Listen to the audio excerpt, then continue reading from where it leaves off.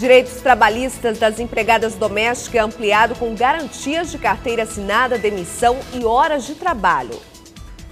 Mas ainda falta regulamentação em casos de acidentes de trabalho. O Ministério Público cobra medidas da Prefeitura para solucionar a falta de limpeza da área do Aeroporto Internacional de São Luís. No aniversário do Sampaio, o dia mesmo era do Bacabal. Empate em 0-0 tira o tricolor da disputa do primeiro turno do Campeonato Maranhense. E você vai ver também novas fórmulas do preparo do tradicional ovo de chocolate não vão deixar os consumidores diferenciados fora das delícias da Páscoa. Agora, no Guará News.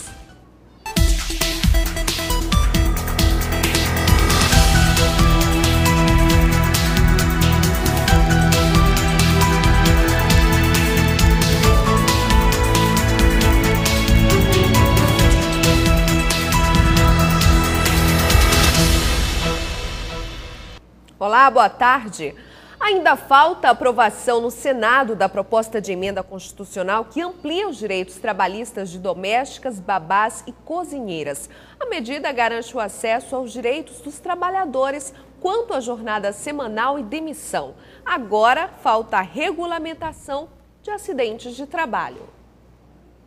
O projeto de emenda constitucional que tramita no Congresso amplia os direitos trabalhistas das empregadas domésticas. Basta ser aprovado em segundo turno no Senado para que seja promulgado. Ao todo, 16 direitos trabalhistas foram incluídos na PEC. Alguns devem entrar imediatamente em vigor depois da promulgação pelo Congresso.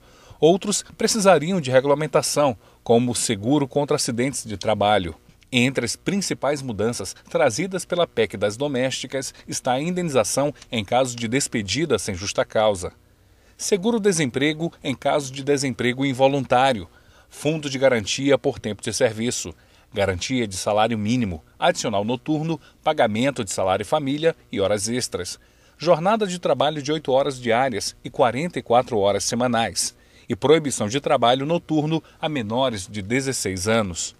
O Sindicato das Domésticas do Maranhão comemorou. A gente recebe isso com grande alegria, mas isso não quer dizer que o sindicato vai estar, que parou a luta. A luta não parou por aí, porque a gente vai tentar fazer valer na prática esses direitos, porque a gente sabe que as leis no Brasil, ou no Maranhão, seja onde for, elas não são respeitadas. Muitos setores são unânimes em afirmar que o Congresso fez justiça a uma das categorias que mais vivem na informalidade no país. A grande questão é como fiscalizar o cumprimento das leis, já que as empregadas não trabalham em empresas, mas dentro de lares. Não impede que a fiscalização exerça o seu papel, na medida em que a gente pode adotar e se adota uma medida estratégica. Uma estratégia diferente que é, por exemplo, notificar o empregador doméstico para que ele compareça na regional e traga os documentos e comprove o cumprimento da legislação.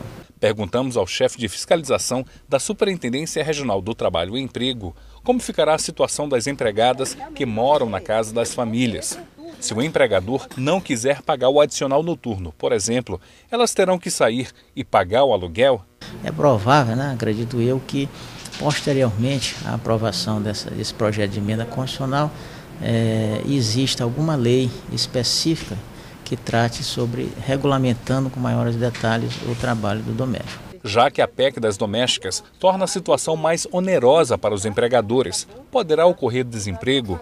A partir do momento em que se amplia direitos desses trabalhadores, aí a gente aventa no futuro próximo possibilidades as quais a gente não pode ter convicção em afirmar, mas existe algumas ideias no sentido de que isso aí poderá resultar em aumentar essa informalidade ou até no futuro próximo levar à extinção dessa categoria. Essa expectativa que se cria a respeito do desemprego se criou quando a carteira foi assinada, disseram que ia demitir, se cria quando o salário aumenta. Então a gente acha que nós estamos aqui, continuamos na luta. Há 7 milhões de empregados domésticos no Brasil, não vai ser assim de imediato. Vou te demitir hoje porque tu vai ter mais direitos, nós vamos estar na igualdade de direitos. Eu creio que não vai ser assim. O Ministério Público Federal do Maranhão propôs uma ação civil pública contra o município de São Luís com o objetivo de reduzir o risco de acidentes aéreos ocasionados por colisão entre aviões e aves que circulam nos arredores do aeroporto Marechal Cunha Machado. A Infraero identificou diversos pontos que são atrativos de aves, especialmente os urubus, como depósitos irregulares de lixo, granjas e matadouros que funcionam próximo ao aeroporto. O Ministério Público pede que a Prefeitura faça a remoção dos resíduos sólidos depositados nos pontos indicados. A Secretaria de Justiça e Administração Penitenciária está investigando denúncias de tortura dentro de presídios. Outro problema é a superlotação nas unidades prisionais do Estado. No Centro de Custódia de Presos da Justiça, na capital, o número de detentos está bem acima da capacidade. 3.320 detentos cumprem penas nos presídios do Maranhão e mais 1.330 permanecem em delegacias no interior do estado. Mas foi na Central de Custódia de Presos de Justiça, localizada no bairro do Anil, que o Conselho Nacional de Justiça verificou irregularidades. Segundo o CNJ, 236 detentos estariam cumprindo pena na CCPJ.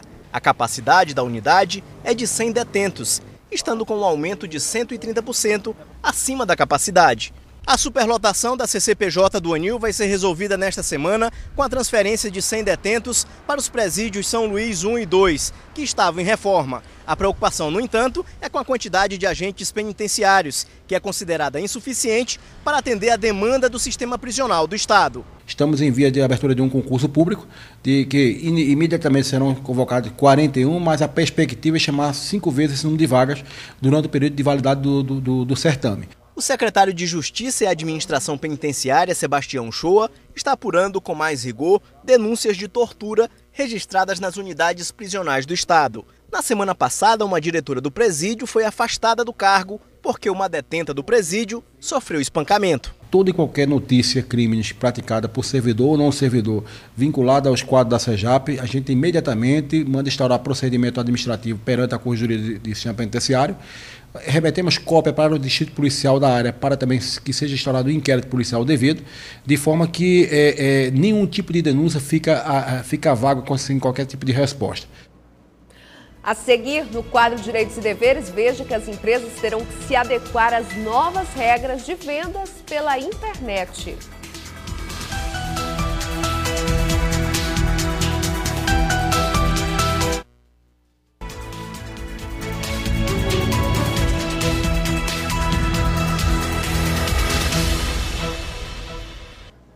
A comodidade da compra pela internet conquistou muitos maranhenses. Além das facilidades, os preços geralmente são mais em conta. Um decreto prevê a regulamentação da compra eletrônica no país e as empresas terão que adotar algumas medidas para não serem cobradas pelos consumidores na justiça. Esse é o assunto de hoje do quadro Direitos e Deveres.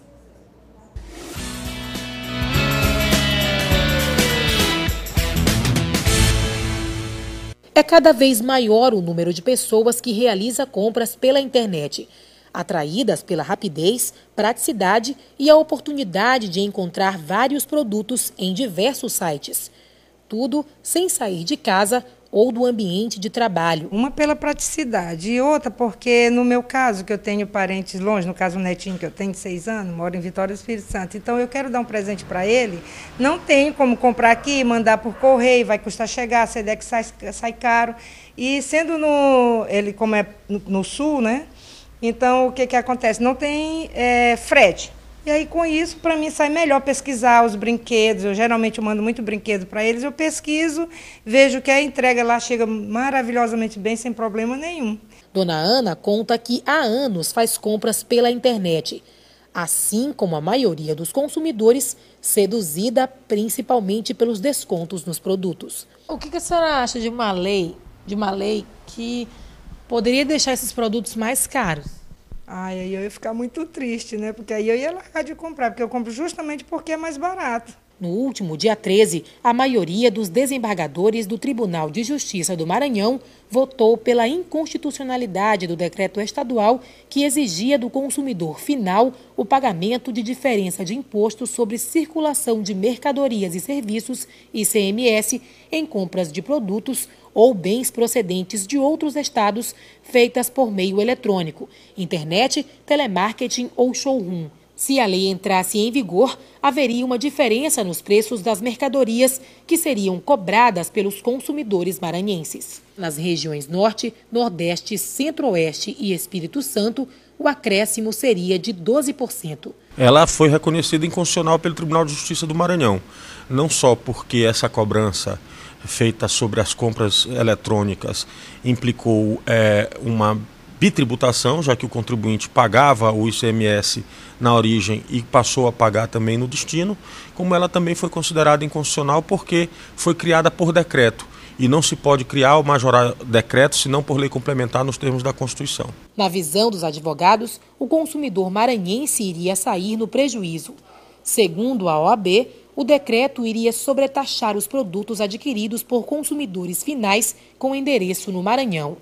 Mercadorias estas normalmente tributadas apenas no estado de origem. Com isso, o governo quer que as empresas adotem as seguintes medidas: a prestação de informações, exigir cumprimento de prazos para entrega, fixar regras de pós-venda como tempo de garantia e troca de produto. E para quem faz compras pela internet, essa não é a única boa notícia. A partir de agora, quem vender pela internet produtos com problemas vai ter que oferecer assistência técnica ao consumidor. E quem prestar informações erradas em negociações virtuais vai ter que devolver o dinheiro. Isso é o que prevê um decreto que vai regulamentar o comércio eletrônico no país, que ainda não tem uma legislação para isso. A decisão do Tribunal de Justiça, como declara a inconstitucionalidade desse decreto, tem eficácia retroativa. Então o governo deveria providenciar a devolução do valor cobrado a maior. Contudo, se isso não ocorrer, os contribuintes devem procurar, através do judiciário, o ressarcimento desse valor que foi pago. A Semar foi considerada a terceira melhor distribuidora de energia elétrica do país em 2012. É o que mostrou um ranking elaborado pela Agência Nacional de Energia Elétrica, ANEEL.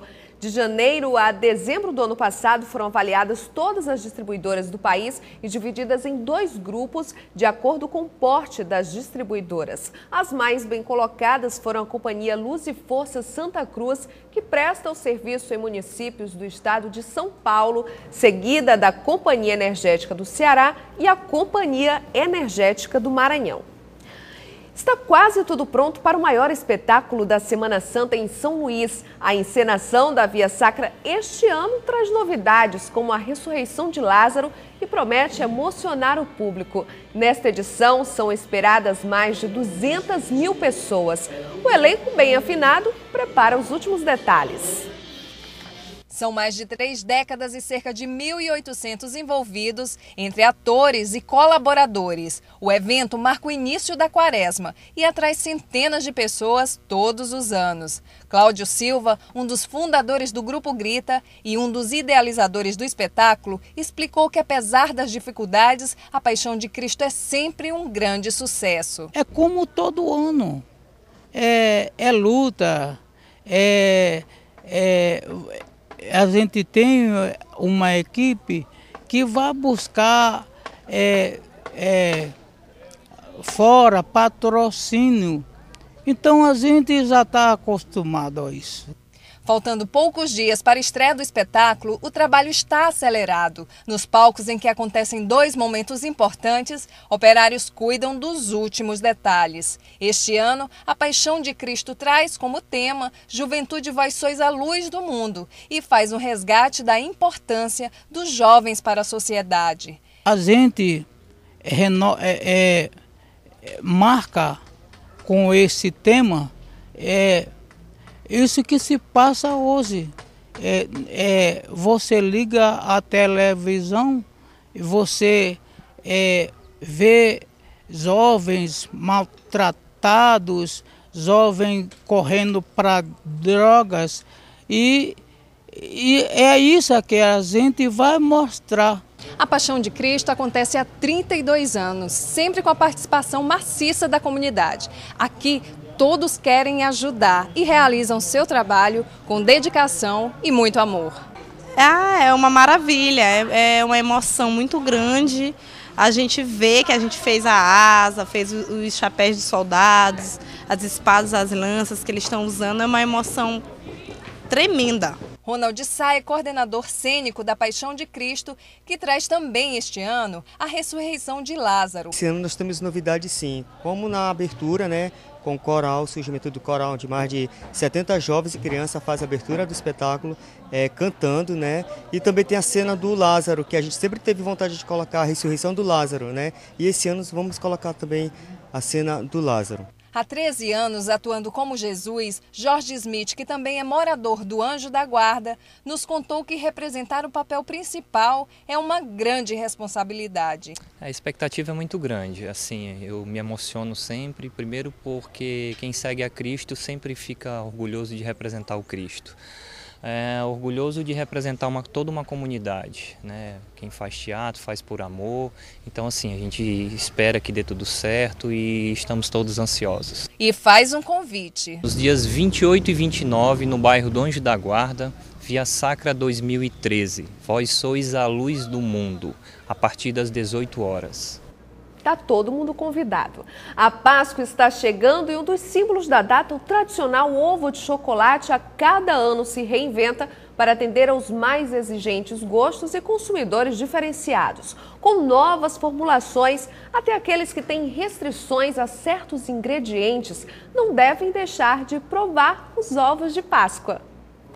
Com a chegada da Páscoa, é comum encontrar lojas lotadas e clientes à procura dos deliciosos ovos de chocolate. Na verdade, eu estou comprando já os retardatários, na verdade, que eu já comprei o restante. A criançada pede, a gente tem que dar. De acordo com a Associação Brasileira da Indústria de Chocolates, Cacau e Derivados, desde o dia 15 de fevereiro, mais de 80 milhões de unidades de ovos começaram a rechear aproximadamente 800 mil postos de vendas em todo o país.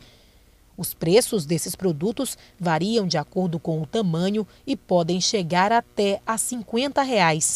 O ovo de Páscoa está 6,42% mais caro em relação ao ano passado. E para atrair a atenção dos clientes, os fabricantes de chocolate apostam em novidades que vão de embalagens criativas, desenhos animados e brindes surpresas. Não há como resistir. A época é também uma tortura para a criançada e para adultos chocolatras que gostam de um bom chocolate, mas que não podem comer por conta da alergia a algumas substâncias presentes nos chocolates tradicionais.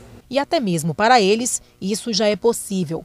Para não passar o período em branco, existem alternativas saudáveis aos alérgicos, como produtos isentos de leite, ovo, soja e glúten, alguns dos principais causadores de alergias alimentares. Aqui a gente tem a opção para todas as pessoas que não podem consumir o ovo de Páscoa de chocolate que tenha leite, soja, glúten, corantes, conservantes, e o gosto dele é parecido. A loja chegou ao mercado em São Luís há pouco mais de um mês e já está em ritmo acelerado para atender a demanda.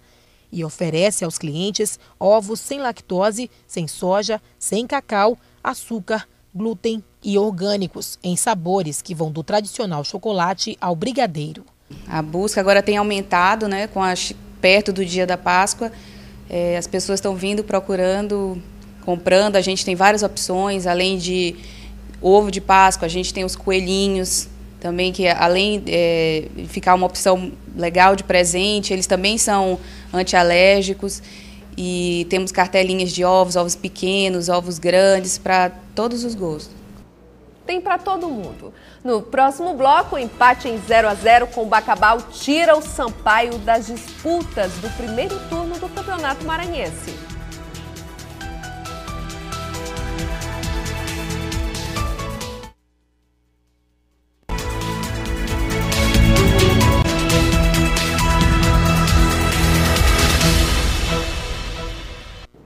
E E ontem o Sampaio aniversariante entrou em campo, mas quem fez a festa mesmo foi o Bacabal, que precisava só de um empate para seguir em frente no Campeonato Maranhense. E foi assim que aconteceu.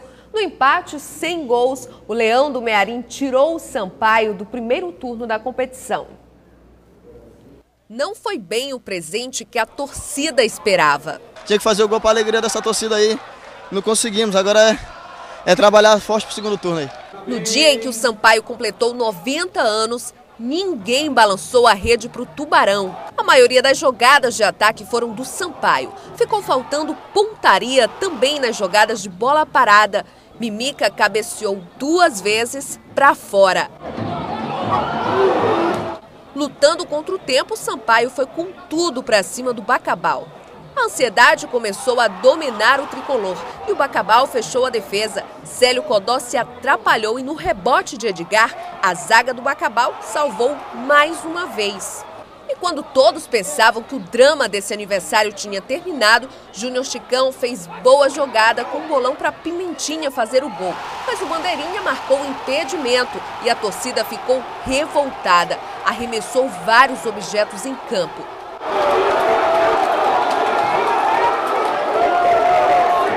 Na última tentativa de gol, até o goleiro Rodrigo Ramos foi para o ataque.